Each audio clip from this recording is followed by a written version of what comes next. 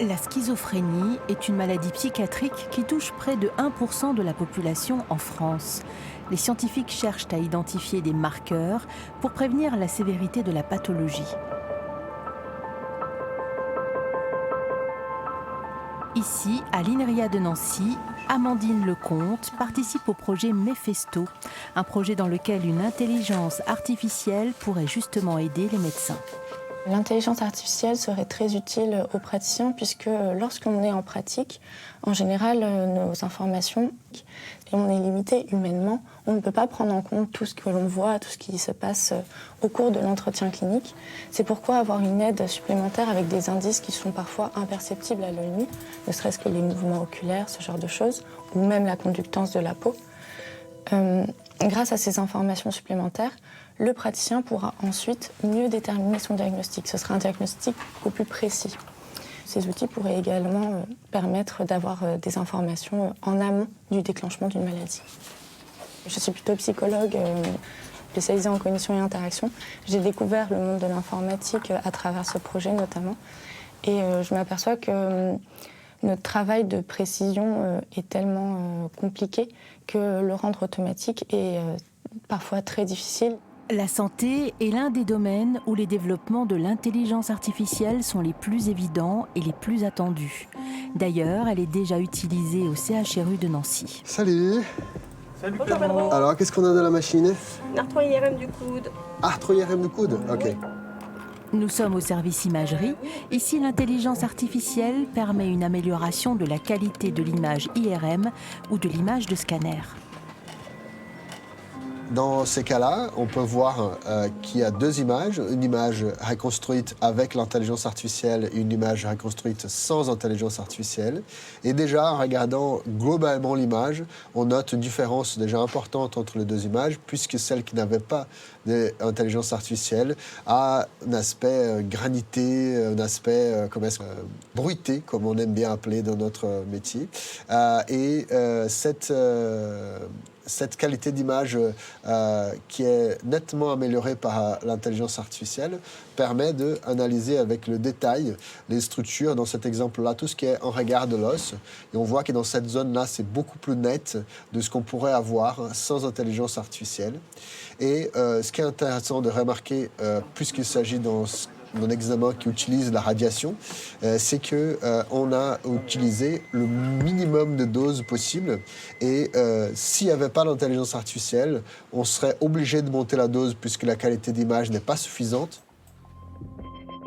L'intelligence artificielle peut permettre des diagnostics plus précis. Elle est capable d'analyser les radios des patients. Elle peut même les annoter pour indiquer aux radiologues les zones suspectes. Là, voilà, c'est une interprétation un peu différente de l'intelligence artificielle. C'est là où l'intelligence artificielle peut nous faciliter la tâche ou améliorer nos performances. En nous montrant, en triant des examens, ou nous montrant des zones qui exigent une attention particulière, ou accélérant les procédures fastidieuses, manuelles. Sur ces images, à gauche, la radio initiale du patient. Au centre, l'intelligence artificielle a détecté une fracture. À droite, le patient est plâtré. Elle peut aussi prendre différentes mesures avec précision et ainsi faire gagner un temps précieux. L'intelligence artificielle ne remplace pas les médecins, ils gardent l'entière responsabilité de leur diagnostic. C'est juste un outil de plus à leur disposition. Le docteur Texera participe à la recherche dans ce domaine. Il est persuadé que l'imagerie en particulier gagnera en efficacité dans l'intérêt du patient. On travaille sur le développement des algorithmes d'intelligence artificielle pour des tâches spécifiques. Mais je dois vous dire, c'est vraiment le démarrage de ces applications. Ces réseaux neuronaux et ces algorithmes qui deviennent de plus en plus performants, avec dans la radiologie le fait que toutes nos images sont à l'heure actuelle numériques, c'est une petite recette qui est en train encore de prendre, mais qui promet qui a beaucoup de potentiel pour l'avenir. Au sein du CHRU se trouve le CICIT, le Centre d'investigation clinique et d'innovation technologique. C'est un service de l'hôpital qui est aussi une entité de l'Université de Lorraine et de l'INSERM. Ici, le maître mot est recherche. L'IA, pour nous, c'est un nouvel outil qu'on utilise depuis maintenant quelques années et qui est vraiment très utile dans le cadre de la recherche en imagerie parce qu'on traite beaucoup de données. L'IA, c'est aussi pour nous un vrai sujet de recherche parce que on va faire en sorte de s'assurer que l'IA va bien produire ce pourquoi on l'a utilisé. Et ça, c'est notre métier, surtout au centre d'investigation clinique, c'est d'évaluer les nouveaux outils dans le cadre de la recherche et donc, en ce qui nous concerne, en imagerie. Un des axes de recherche au CICIT porte sur la prise en charge de l'accident vasculaire cérébral. Le patient, quand il arrive à l'hôpital, la première chose qu'on lui fait, c'est un examen d'IRM.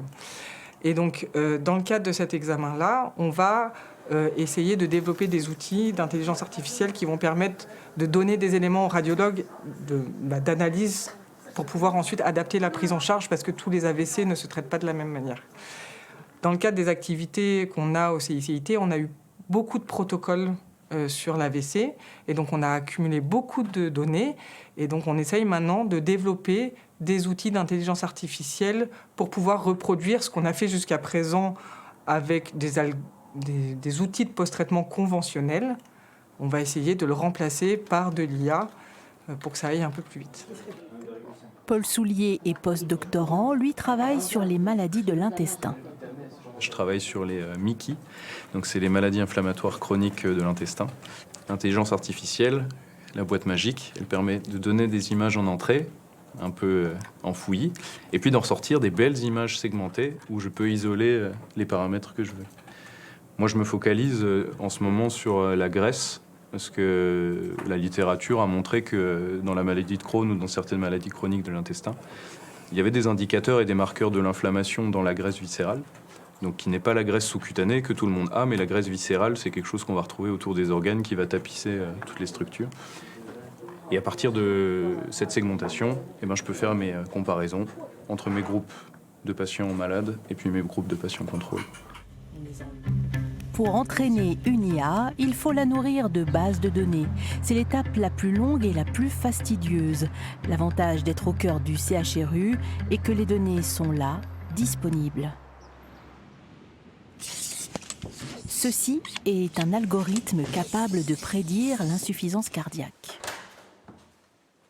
Donc on va commencer par l'échographie de la veine cave inférieure. Nous sommes dans le bâtiment cardiologie du CHRU de Nancy.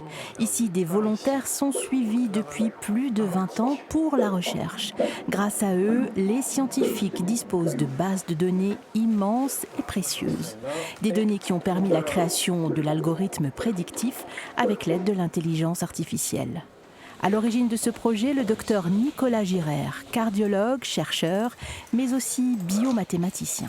On a énormément de données, plusieurs dizaines de variables, qu'on a du mal finalement à utiliser de façon simple et on a du mal notamment à identifier des groupes de patients homogènes à partir de toutes ces variables puisque on voit en 2 ou en 3 dimensions mais pas en 150 dimensions.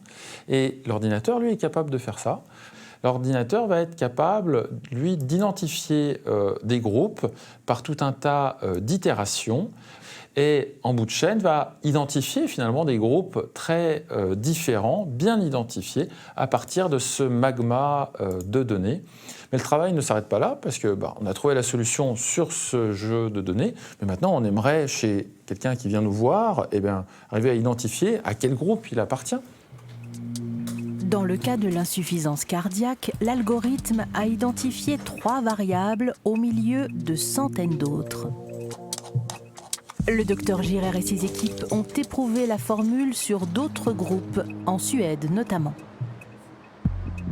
du fait du vieillissement de la population, du mode de vie aussi, qui favorise l'obésité, l'hypertension, l'insuffisance cardiaque va croître. On en a de plus en plus en France, de plus en plus d'hospitalisations.